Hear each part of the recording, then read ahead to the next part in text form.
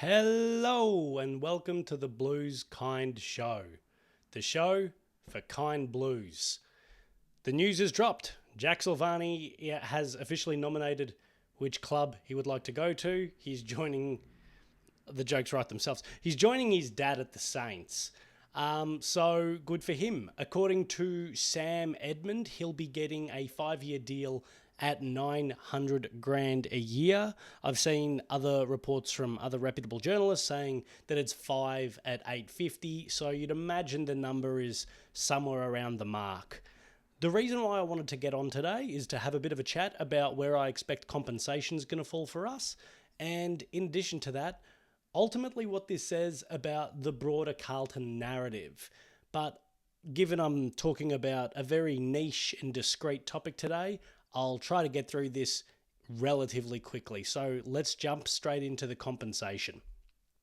I'm going to say off the top, I expect us to get Band 2 compensation for Jack Silvani.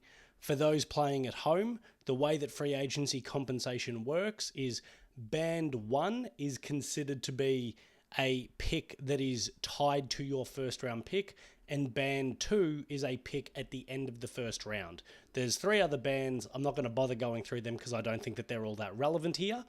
And before anyone has a fit about, why aren't we getting Band 1? Take a breath.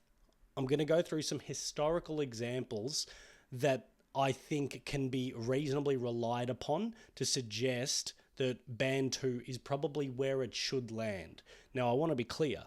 If we get Band 1, I'm going to be doing laps of the street, waving my shirt around my head. It's going to be great. However, I don't expect that to be the case. And I think it's reasonable for the AFL to only give us Band 2 compensation. So, I've looked at some free agency compensatory picks from the last 2 seasons. 2024. The following 2 player contracts attracted Band 1, i.e. first round pick attached to your first pick, compensation. The first is Harry Perryman. Got a 6-year deal with the Pies at a reported $900,000 a year. So similar money to Jack, but an extra year. Josh Battle apparently got a deal worth $850,000 a year. And again, a 6-year contract. So again, similar money to Jack, but that extra year, which I do think will make the difference in the end. So they got the Band 1 compensation. Isaac Cummings' deal attracted Band 2 compensation, which is what I expect to be the case for Jack. Now, he got a 6-year deal as well. So an extra year on what Jack is getting. I could not find the dollar amount anywhere. And as a result, I can't draw an inference on what it was outside of it likely being less than $850,000 a year. So let's just say it was $750,000 a year for argument's sake. That would mean that the total value of the contract is about $4.5 million. Jack's deal is also going to be worth somewhere between $4 and $4.5 million. That is why I think that Band 2 is likely where it's going to land. To go an extra year back, in 2023, for Ben Mackay, the North Melbourne Football Club received Band 1 compensation due to Ben receiving a $4.8 million offer spread over 6 years, so $800,000 a season. Again, that's 4.8 compared to Jack's 4 to 4.5, and again 6-year deal. So slight differences that to me could suggest that would be enough for them to say this is a Band 2 contract. Now, the reason why I'm very sure it'll be at least Band 2, i.e. end of the first round compensation, is because in that same year, 2023, Jade Gresham's deal attracted Band 2, and it was only a 3-year deal. Now, I don't know how much money it was per year. Again, I couldn't find that, but it was only a 3-year deal when compared to Jack's 5.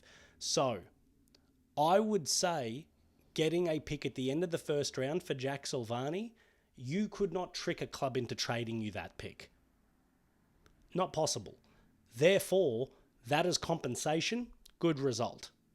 genuinely a really strong result. And when you look at the fact that we were going into this draft with no first round picks because we traded away our pick for this year to Hawthorn last year as part of the Jagger Smith deal, well, the deal to get the pick to get Jagger Smith, coming away with a pick in the top 10 for Tom de Koning because it'll be band one compensation tied to when our first round pick would have been, as well as an end of first for Jack.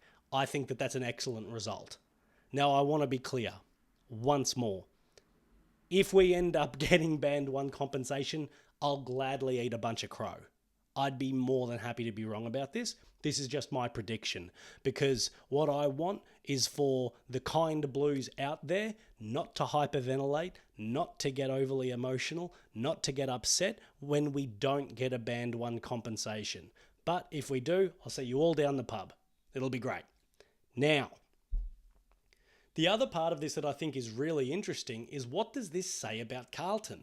Because I'm old enough to remember, a week ago when certain journalists were running around saying Jack doesn't feel loved, this is an indictment on the Carlton Football Club, that ultimately we have shown a tremendous amount of disrespect to Jack. Daisy Thomas saying that we've jerked him around. Well, Jack is leaving for at least 200 grand a year more than what we offered, plus an extra year. He can say that it's because I didn't feel the love at Carlton, and that may well be true. But is there any chance that the extra money is what's making him feel more loved and appreciated? I'm not really a conspiracy theory person. I also think, though, that it would make perfect sense that this never leaked to the media. Because all that Jack needed to do in order to be aware of the contract is have a chat with his dad. Now, they say that Stephen sat out of all the meetings when they were deciding what to pay Jack and all of that, and fine, no dramas. But that doesn't mean that once Ross Lyon, Gubby Allen and whomever else came up with the contract offer, they didn't tell Stephen, who then could have immediately told Jack.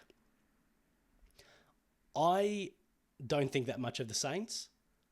I think enough of them, though, to assume they didn't cobble this offer together in the last week.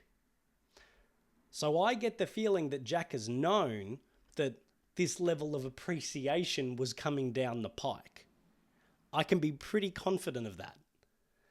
And therefore, all of the narrative about, Carlton, they've got bad culture because, they can't even hold on to a Silvani. What does that say about them? Well, it says a great deal of nothing, frankly. If it was equivalent money, maybe it would.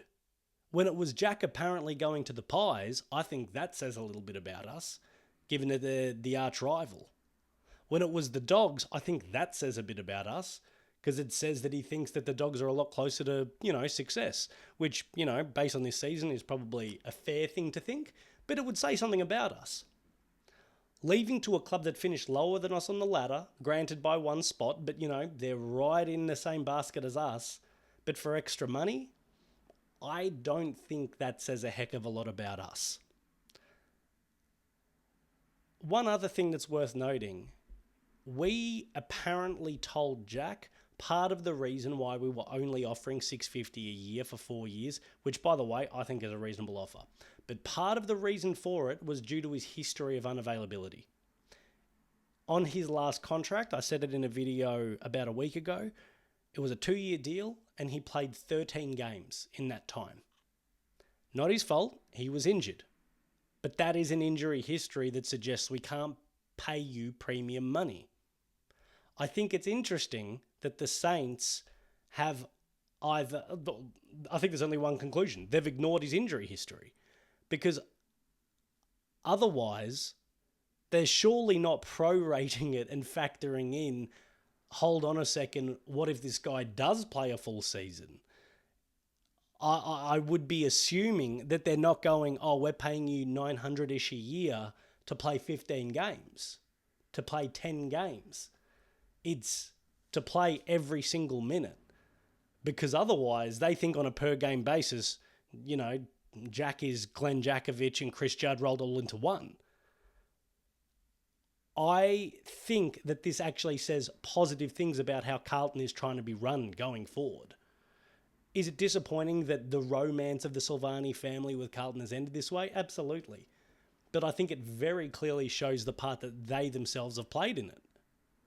And ultimately, I'm really comfortable with where things are at. This is now the second player, Tom de Koning as well, who's left Carlton specifically to go to the Saints. But let's just say that they've left Carlton at all for a lot more money than what we offered.